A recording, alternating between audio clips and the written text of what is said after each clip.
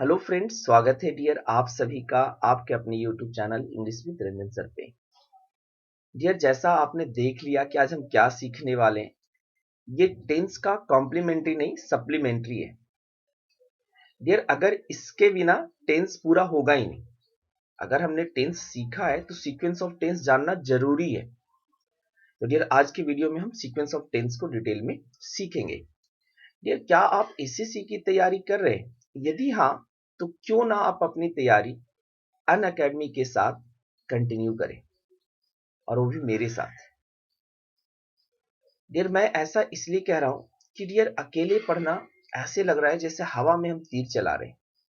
हमें लग रहा है मुझे बहुत आता है।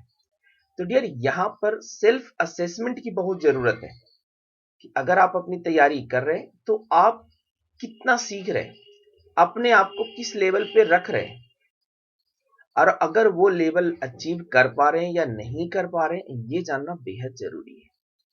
देर इसके लिए आपको जस्ट अनअकैडमी की लाइव सेशन अटेंड करनी है, फ्री ऑफ कॉस्ट, और वो भी मेरी वाली। देर आप एक दिन अटेंड करें, उसके बाद से आपको आइडियाज बिल्कुल लग जाएगा कि सर क्या मैं यहाँ पर सीखूंगा और क्या मैं ऐसे सीख रहा था सिर्फ। फिर ऐसा नहीं करें कि अकेले पढ़ना अच्छा नहीं होता, बेहतर होता है डियर, बट सेल्फ असेसमेंट उससे भी ज्यादा जरूरी है।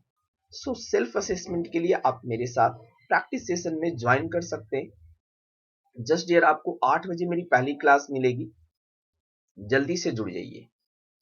डियर, एक बात कहना चाहूंगा कि जब भी आप जुड़ेंगे तो आपको एक कोड मांगेगा, ठीक है? एक रेफरल कोड या आप उसे अनलॉक कोड कह सकते हैं। उस अनलॉक कोड के रूप में आप रंजन 2021 का ही इस्तेमाल करें। डियर, हमारी क्लासेस के लिंक आपको इस वीडियो के डिस्क्रिप्शन में मिल जाएगा, तो वहां से जाकर के आप हमारी क्लासेस को देख सकते हैं। सबसे ऊपर डियर प्रोफाइल लिंक होगा, जहां से आप हमारे अपकमिंग और जो भी प्रीवियस क्लासेस हुई है सारे देख सकते हैं। तो चलिए, आई होप आप आएंगे और मुझे बेहद खुशी होगी कि आप हमारे साथ जुड़े। डियर, आप अपनी क्वेरी को हम तक व्हाट्सएप के माध्यम से पहुंचा सकते हैं, टेलीग्राम के माध्यम से पहुंचा सकते हैं, और इवन मेरी वेबसाइट है डियर, मैंने खुद बनाया है, मैं खुद लिखता हूं englishtak.com। तो एक बार जाकर के आप लोग विजिट जरूर करें। डियर, आज जो हम सीक्वेंस ऑफ टेंस शुरू करें, ठीक है क्या? पहले the sequence of the principal, the sequence of tense करेंगे। The sequence of tense, the prince एक second, the sequence of the principal. जो ये सीक्वेंस ऑफ प्रिंसिपल है, मतलब कि टेंस का जो सीक्वेंस का प्रिंसिपल एक सिद्धांत है, अकॉर्डिंग टू विच, जिसके अनुसार the tense of the verb in the subordinate clause follows the tense of the verb of the principal clause। कहने का मतलब हो गया कि जो आपका सबऑर्डिनेट क्लॉज का वर्ब होगा वो आपके प्रिंसिपल क्लॉज को फॉलो करेगा, प्रिंसिपल क्लॉज के वर्ब को फॉलो करेगा। तो ध्यान ये रखना है कि अगर हम सबऑर्डिनेट क्लॉज यूज कर रहे हैं, ठीक है, और प्रिंसिपल क्लॉज यूज कर रहे हैं, तो दोनों के साथ जो दोनों का वर्ब होगा ना, एक दूसरे से नहीं बल्कि प्रिंसिपल क्लॉज के वर्ब से एग्री करेगा। ऐसा नहीं है कि सबऑर्डिनेट में कुछ है और प्रिंसिपल में कुछ है, तो आपकी मर्जी हुई तो आप प्रिंसिपल में चेंज कर दिए, या प्रिंसिपल में कुछ हुआ तो कभी सबऑर्डिनेट में चेंज कर दिए। तो ऐसा बिल्कुल भी नहीं है। ध्यान आपको बस यही रखना है कि अगर प्रिंसिपल क्लॉज में जो भी वर्ब है, जिस भी टेंसेज में वर्ब है, उन्हीं के अकॉर्डिंग हमारा सबऑर्डिनेट क्लॉज में वर्ब होना चाहिए। और इसी कॉन्सेप्ट्स को, इसी प्रिंसिपल को हम सीक्वेंस ऑफ टेंस कहते हैं। इसी प्रिंसिपल को हम सीक्वेंस ऑफ टेंस कहते हैं। तो आइडियाज लगा कि आपके पास जो सेंटेंसेज होंगे वो पेयर्ड में होंगे। एक सेंटेंस इधर है और एक सेंटेंस इधर है। एक हमारा प्रिंसिपल क्लॉज है, ये आपका प्रिंसिपल क्लॉज है, और दूसरा आपका सबऑर्डिनेट क्लॉज है, सबऑर्डिनेट क्लॉज है। तो ध्यान आपको ये रखना कि ये हमेशा इसी के अकॉर्डिंग चलेगा, लेकिन इसी में बीच बीच में कुछ रूल्स हैं, बीच बीच में कुछ कॉन्सेप्ट्स हैं, बीच में कुछ लाइक एक्सेप्शन है। तो ये सारी चीजें हम डिस्कस करेंगे। I was not able to be done, चलिए इसकी कोई हमें जरूरत नहीं है डियर, इसकी हमें कोई भी जरूरत नहीं है। चलिए, यहां पर हमें कुछ एग्जांपल्स की जरूरत नहीं थी डियर। हमने पहले ये डिस्कस करा कि भाई हमारा जो प्रिंसिपल क्लॉज होगा और सबऑर्डिनेट क्लॉज होगा वो किस तरीके से एक दूसरे से एग्री करेगा। अब शुरू करते पहला। तो रूल नंबर हमारा जो डियर फर्स्ट है वो है, if the tense of principal clause is in the past tense. अगर हमारा, अच्छा, आपको अगर किसी को दिक्कत हो कि सर प्रिंसिपल क्लॉज क्या होता है और मेन क्लॉज क्या होता है और सबऑर्डिनेट क्लॉज क्या होता है, तो पहले मैं इसके बारे में थोड़ा सा और डिटेल बता देता हूँ। देखिए, जैसे हमने कहा कि दो क्लॉज होंगे, तो एक क्लॉज जो है हमारा, जैसे हम बात करें प्रिंसिपल क्लॉज की बात कर रहे हैं, प्रिंसिपल क्लॉज, तो डियर ये आपका इंडिपेंडेंट क्लॉज होता है, ठीक है, इंडिपेंडेंट क्लॉज होता है। इट मींस कहने का मतलब इसको आप ऐसे समझ सकते हैं कि एक तो हमारा प्रिंसिपल क्लॉज होगा, दूसरा होगा सबऑर्डिनेट क्लॉज, सबऑर्डिनेट क्लॉज। तो इन दोनों में हमें सीखना क्या है कि जो प्रिंसिपल क्लॉज होते हैं वो सिंपल इस तरीके से बने होते हैं, सब्जेक्ट वर्ब ऑब्जेक्ट से, जो अपना मीनिंग कन्वे करने के लिए किसी की जरूरत को महसूस नहीं करते, अपना मीनिंग खुद कन्वे करते, कहीं भी करना हो अपना मीनिंग खुद कन्वे करेंगे। जब बात करते हैं हम सबऑर्डिनेट क्लॉज की, तो ये जनरली एक कंजंक्शन से शुरू होता है, जनरली एक कंजंक्शन से शुरू होगा, देन आएगा सब्जेक्ट वर्ब ऑब्जेक्ट। अब आई होप ये चीजें मैं मिस कर रहा था, बट ये चीजें अब आपको समझ में आ गई कि सबऑर्डिनेट क्लॉज होगा क्या, और जनरली ये इस पे क्या करता है, डिपेंड करता है, इसलिए इसको हम डिपेंडेंट क्लॉज भी कहते हैं। आपने सुना होगा डिपेंडेंट क्लॉज और इंडिपेंडेंट क्लॉज, इसको लोग मेन क्लॉज भी कहते हैं। तो यही आज हम सीक्वेंस सीखेंगे। चलिए, फर्स्ट हमारा है कि if the tense of principal clause is in the past tense, कि अगर हम प्रिंसिपल क्लॉज के वर्ब को पास्ट टेंस में रखते हैं, the verb of subordinate clause is generally in the past tense. ये वर्ड्स को बहुत अच्छे से समझेंगे। जनरली का मतलब एक जनरल कॉन्सेप्ट है कि उसको भी पास्ट में होना पड़ेगा। अगर हमारा मेन क्लॉज पास्ट में है तो सबऑर्डिनेट क्लॉज भी हमारा पास्ट टेंस में होगा। जैसे आते हैं, ही आस्क्ड मी। अब देखेंगे एक सेंटेंस यहां है और एक सेंटेंस हमारा इधर, ये बिना कंजंक्शन का है, तो ये आपका प्रिंसिपल क्लॉज हो गया, ये सबऑर्डिनेट क्लॉज हो गया। अब यही कहा गया कि अगर इसका वर्ब जो है पास्ट में है तो इधर का वर्ब भी पास्ट में होगा। My father assured me that he would buy me a bike। अब assured है जो पास्ट टेंस में है, तो इधर भी हमने देखा पास्ट टेंस में। रोहन सेड, रोहन ने कहा, that he would come at 5, तो यहां भी अगेन वुड जो है पास्ट फॉर्म है। आप देखेंगे, याद रखेंगे, विल और वुड का कोई संबंध नहीं है, लेकिन विल के पास्ट फॉर्म के रूप में वुड का यूज करते हैं। ये पास्ट फॉर्म नहीं है भाई। अगर यहां पर हम सेज कर दे तो ये विल हो जाएगा, याद रखेंगे इस बात को, इससे कंफ्यूज नहीं करेंगे। शी फेल्ड, वो फेल हो गई, because she did not work hard, वो फेल हो गई क्योंकि उसने कड़ी मेहनत नहीं की। तो यहां पर फेल्ड होना और डिडंट, ये दोनों सही पेयर है। अगर मान लीजिए यहां पर डजंट लिख देता, यहां पर हैजंट लिख देता, या कोई और भी फॉर्म लिख देते प्रेजेंट के, डियर गलत हो जाता। वी फेल्ट दैट, हम लोगों को लगा, that we could win the final match, हम लोग फाइनल मैच जीत सकते हैं। अगर फेल्ड लगा है और अगर यहां पर कोई कैन कर देता तो डियर ये गलत हो जाता। तो ये चीजें समझ में आई, और ये हमारा बेसिक और जनरल कॉन्सेप्ट है, ये लगभग सब लोग को आता है कि सर प्रिंसिपल क्लॉज अगर पास्ट टेंस में होगा तो सबऑर्डिनेट भी पास्ट में होगा, लेकिन हर जगह ऐसा नहीं है। अब आगे जरा देखें, there are however 3 exception to this rule, और यही आपको परेशान करता है। प्राइमरी जो कॉन्सेप्ट हमारा था कि अगर हमारा मेन वर्ब और जो मेन क्लाउज का वर्ब है अगर वो पास्ट टेंस में है तो सबऑर्डिनेट क्लाउज भी पास्ट टेंस में होगा, लेकिन इसके तीन एक्सेप्शन है। जरा पहला एक्सेप्शन पे गौर करते हैं। The principal clause in the past tense may be followed by a present tense. अगर प्रिंसिपल क्लाउज में पास्ट टेंस हो तो उसको हम प्रेजेंट टेंस से फॉलो कर सकते हैं। In the subordinate clause when it expresses, अगर इससे जो हम सेंटेंस लिख रहे हैं अगर वो यूनिवर्सल ट्रुथ हो, अगर वो यूनिवर्सल ट्रुथ हो, अगर वो मैथमेटिकल कैलकुलेशन हो, अगर वो हिस्टोरिकल फैक्ट हो, अगर वो मोरल गाइडलाइंस हो, अगर वो लाइक प्रोवर्ब्स हो, प्रोवर्ब्स या सेइंग्स, तो इतना चीज को ध्यान रखना है कि भाई अगर प्रिंसिपल क्लॉज हमारा पास्ट टेंस में है और सबऑर्डिनेट क्लॉज में जो सेंटेंस लिखा हुआ है वो किसी यूनिवर्सल ट्रुथ को बता रहा है या जनरल फैक्ट को बता रहा है, या साइंटिफिक फैक्ट को बता रहा है, साइंटिफिक फैक्ट को बता रहा है। तो इस केसेज में ये साइंटिफिक फैक्ट बताने वाले, मैथमेटिकल कैलकुलेशन बताने वाले, यूनिवर्सल ट्रुथ बताने वाले, मोरल गाइडलाइंस बताने वाले, हिस्टोरिकल फैक्ट्स बताने वाले, ये सभी के सभी प्रेजेंट में रह सकते हैं और प्रेजेंट में ही होते हैं। जरा देखा जाए। द टीचर सेड, टीचर ने कहा, that the earth revolves around the sun. अब जरा देखेंगे यहाँ पर, the earth revolves around the sun. अब यहाँ पर ये जो है ये पास्ट टेंस में, लेकिन जो डैट क्लॉज से शुरू है हमारा सबऑर्डिनेट क्लॉज, ये तो हमारा प्रिंसिपल क्लॉज हो गया, ये सबऑर्डिनेट क्लॉज है, यहाँ पे प्रेजेंट टेंस है। लेकिन ये गलत नहीं है, जो हमारा प्राइमरी कॉन्सेप्ट था कि अगर पास्ट में रखोगे तो इधर पास्ट होगा, लेकिन ये पास्ट नहीं होगा। My teacher said that 2 and 2 makes 4। अब अगेन देखेंगे सेड और इधर देखेंगे मेक्स। अब ये दोनों के दोनों, ये आपके हो गए यूनिवर्सल ट्रुथ हो गए, ये आपके मैथमेटिकल कैलकुलेशन हो गए। Krishna told in Gita that life is not victory but battle.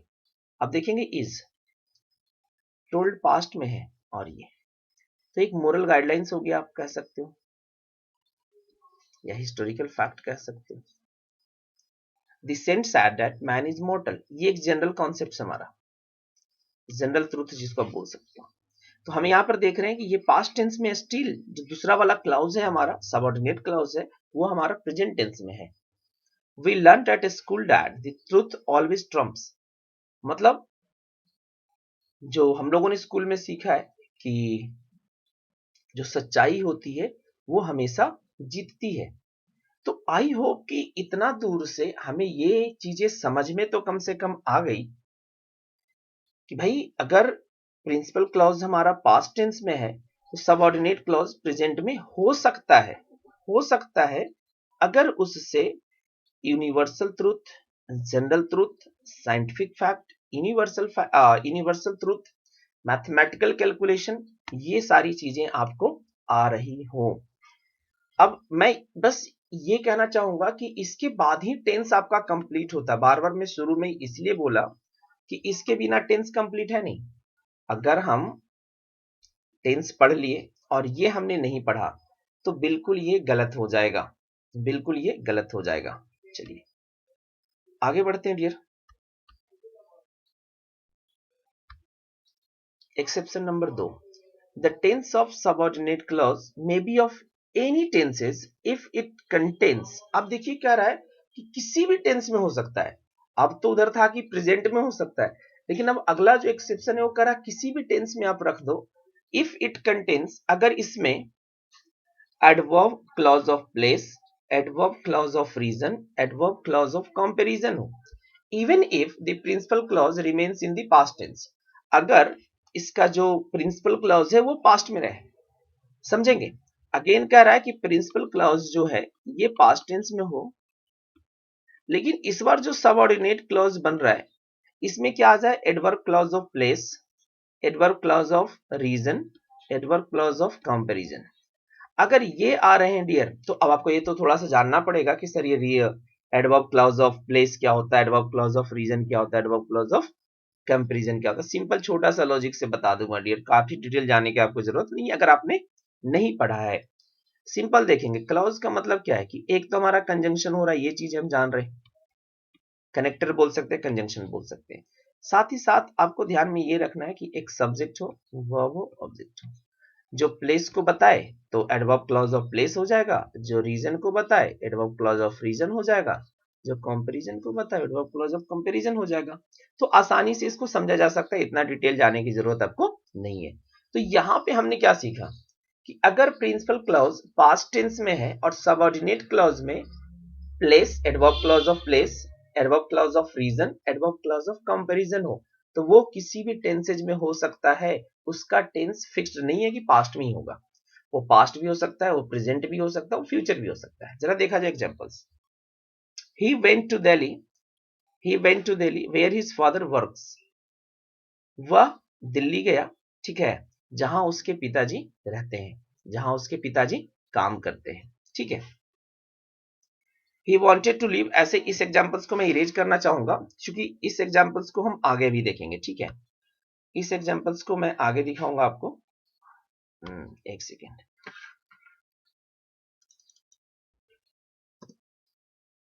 चलिए अब उसको हम आगे देखेंगे। They wanted to leave where their family lives. अब जरा देखेंगे, मान लीजिए वे लोग हैं बेचारे कहीं चले गए, लेकिन अब उनका कहना है कि यार वो लोग रहना चाहते थे जहां उनके फैमिली रहते हैं। तो मतलब वे लोग हैं, दो चार फैमिली या दो चार लोग होंगे जिनको वे लोग कह रहे हैं कहीं चले गए, अब यहाँ नहीं रहते हैं जहां उनकी फैमिली अब भी रहती है। अब यहाँ पर लिव्ड लिखने की आपको जरूरत नहीं है, मतलब उनकी फैमिली अभी वहां पर रहती है, वो लोग कहीं चले गए, वो बेचारा वहीं रहना चाहता था, वे लोग जो थे वहीं पे रहना चाहते थे। शी लव्ड मी, वो मुझे प्यार करती थी, more than she loves you. मान लो पहले वो मुझसे प्यार करती थी, अब वो आपसे प्यार करती है, तो अभी कहा जा रहा है शी लव्ड मी, उसने मुझसे जितना भी प्यार किया उससे कहीं ज्यादा वो तुमसे प्यार करती है। तो बात सही होगी, इधर पास्ट टेंस में हो गया, क्योंकि यहाँ पर कंपैरिजन कर रहे हैं हम, यहाँ कर रहे हैं कंपेयर कर रहे हैं। She loved me more than she loved you, अब दोनों टेंसेज पास्ट में हो गए। जितना मुझसे प्यार किया था ना, she loved me more than she loved you, मतलब इसका कहने का मतलब हो गया कि जितना तुमसे प्यार किया उससे मुझसे ज्यादा किया है, उल्टा मीनिंग होगा थोड़ा सा, ठीक है। She loved me more than she loves you, मतलब जितना तुमसे करती है ना उससे ज्यादा प्यार वो मुझसे करती थी। She loved me more than she will love you, she loved me more than she will love you, मतलब मुझे वो ज्यादा प्यार करती थी जितना तुझसे वो करेगी। तो हमने यहां पर देखा कि रिपोर्टिंग वर्ब बोल रहा, जो मेन क्लॉज का टेंस है वो पास्ट में है, सभी में पास्ट में है। लेकिन अगर हम इधर देखें प्रेजेंट, पास्ट, फ्यूचर, तो किसी भी टेंस में रह सकता, हमने एक ही सेंटेंस में तीनों टेंस इंक्लूड कर दिया है। तो कभी भी इस तरह का हो तो आप एरर इस सेक्शन में आसानी से पता कर सकते हैं। ऐसा नहीं कहेंगे कि सर ये तो लव्ड दिया है, इधर विल लव कर दिया है, कैसे हो गया, इसको भी लव्ड में कर दें। नहीं भाई ये सही है, क्यों सही है, क्योंकि ये कंपैरिजन को दिखा रहा है। क्यों, क्योंकि ये रीजन को दिखा रहा है। क्यों, क्योंकि ये प्लेस को दिखा रहा है, एडवर्ब क्लॉज ऑफ प्लेस को दिखा रहा है। जरा देखेंगे, Meera did not want to meet you because you don't love her. अब देखो यहाँ पर रीजन बता रहा है, वो आपसे मिलना नहीं चाहती थी क्योंकि आप उससे प्यार नहीं करते। अभी के बारे में बोल रहा कि अभी भी नहीं करते हो, आप पहले भी नहीं करते थे, इसलिए आपसे मिलना नहीं चाहती है। तो ये जो एक्सेप्शन नंबर 2 है, ये आपके SSC exam point of view से काफी इंपॉर्टेंट है, क्योंकि ये गलती हम करते हैं कि हम देख लेते हैं, क्योंकि हमारा प्राइमरी कॉन्सेप्ट दिमाग में फिट है कि भैया अगर प्राइमरी क्लॉज जो होगा, जो प्रिंसिपल क्लॉज होगा, अगर वो पास्ट टेंस में है तो सबऑर्डिनेट भी पास्ट में होगा। चलिए एक्सेप्शन 3 देखते हैं। The tense of subordinate clause may be of any tense according to the sense। अब एक और एक्सेप्शन है कि फिर से कह रहा है कि सबऑर्डिनेट क्लॉज का जो वर्ब है वो किसी भी टेंस में हो सकता है अकॉर्डिंग टू सेंस, जो भी सेंस हो। If it is an adjective clause, अब देखेंगे उधर हमने एडवर्ब क्लॉज के बारे में जाना, अब ये कह रहा कि अगर वो एडजेक्टिव क्लॉज है। अब एडजेक्टिव क्लॉज क्या होता है, देखेंगे जैसे हम बात करेंगे सब्जेक्ट वर्ब ऑब्जेक्ट, तुरंत बता दूंगा एडजेक्टिव क्लॉज क्या होगा। कंजंक्शन होगा, फिर से एक सब्जेक्ट वर्ब ऑब्जेक्ट होगा, ठीक है। अब ध्यान ये रखना है कि एडजेक्टिव का मतलब क्या होता है, वो किसी नाउन या प्रोनाउन की विशेषता बताता है। तो ये पूरा का पूरा, एक सेकेंड, ये जो बात है यहां पर, ये जो पूरा का पूरा जो आपका क्लॉज है ना, ठीक है, ये इधर आए किसी नाउन या किसी प्रोनाउन को विशेषता बताएगा, मतलब उसी नाउन के बारे में आपको बता रहा होगा। सॉरी, ठीक है, उसी नाउन के बारे में आपको बता रहा होगा। पॉइंट बिल्कुल क्लियर।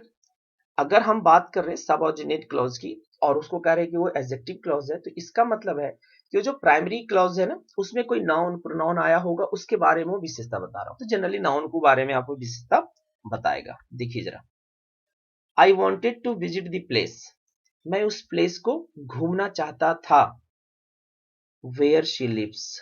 अब जरा देखें, ये जो वेयर शी लिव्स है ना, ये किसके बारे में बता रहा है, इस प्लेस के बारे में बता रहा है। कौन से जगह घूमना चाहते हैं, जहां वो रहती है। अब नहीं जाना चाहता हूं मैं, बट पहले मैं जाना चाहता था। अभी भी वो वही रहती है, पहले भी वही रहती थी, लेकिन अब मैं जाना नहीं चाहता हूं, मैं पहले जाना चाहता था। तो ये चीज देखिए कि ये हमारा प्राइमरी क्लॉज है, प्रिंसिपल क्लॉज है, जो कि पास्ट टेंस में है।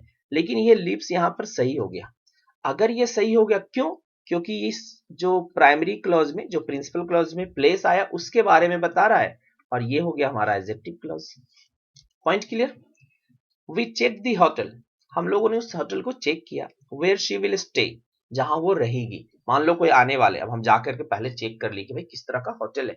अब गए, चेक किए, इट मींस ये जो होटल है इसी के बारे में बता रहा है कि वेयर शी विल स्टे, तो ये एडजेक्टिव क्लॉज हो गया।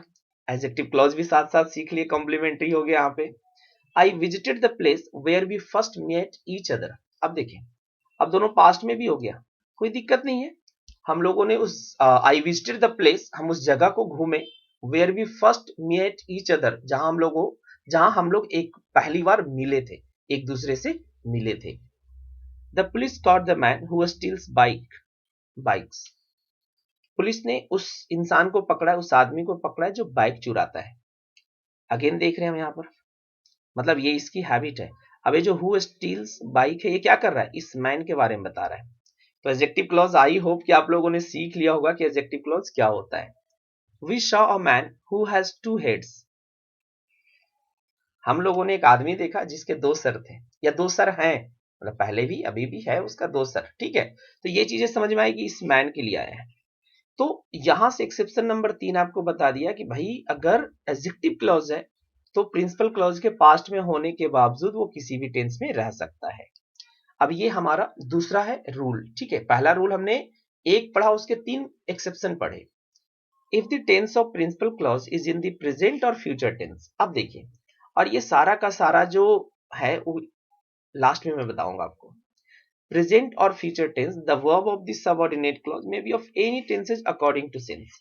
अगेन है कि अब हमारा पास्ट टेंस में नहीं है प्रिंसिपल क्लॉज, वो प्रेजेंट या फ्यूचर टेंस में। तो अगर वो प्रेजेंट और फ्यूचर टेंस में है तो सब ऑर्डिनेट क्लॉज किसी भी टेंस में हो सकता है, वो प्रेजेंट में हो सकता है, वो पास्ट में हो सकता है, वो फ्यूचर में हो सकता है। अब जरा देखिए, she tells me that she pass the examination, बिल्कुल अभी तक टेल्स को पास्ट से मैच कराइए। प्रेजेंट है, ये पास्ट है। They say that they will come tomorrow, present है, फ्यूचर है। Ram says that he likes Meera, sorry Rohan says that he likes Meera. अब यहां पर ये प्रेजेंट है, ये प्रेजेंट है। आई विल टेल देम, मैं उनसे कहूंगा, that I helped them in hour of need, मतलब कुछ हो गया वैसा कहा सुनिए, बोला मैं बता दूंगा उनको कि मैंने तो मदद किया था ना, जब जरूरत था तो मदद किया था मैंने आपकी। She tells me that she used to love me, अब कहती है कि मुझसे प्यार किया करती थी, पहले उन्होंने बताई नहीं। तो ये जो सीक्वेंस ऑफ टेंस एक्चुअली है ना, जब आप नरेशन पढ़ते हैं ना, वहां पर ये चीजें देखने को मिलती हैं, लेकिन ये दिमाग में उतना अच्छा से फिट नहीं बैठता जब तक इसको बच्चों को अकेले ना पढ़ा दिया जाए। आई होप कि आज आपने adverb clause of time, reason, place को सीखा, एडजेक्टिव क्लॉज को सीखा, और उसका पेयर हम मेन क्लॉज के साथ लगा करके देखें। आई डोंट थिंक कि ये वीडियो ज्यादा बड़ा होना चाहिए। कितना बड़ा हो गया? चलिए, बड़ा हो गया है बट कोई बात नहीं है। आई होप पूरा सेशन आपको समझ में आया होगा, किसी भी तरह का कोई दिक्कत नहीं हुआ होगा। चलिए मिलेंगे हम एक नए वीडियो में, तब तक चलते चलते जय हिंद, जय भारत।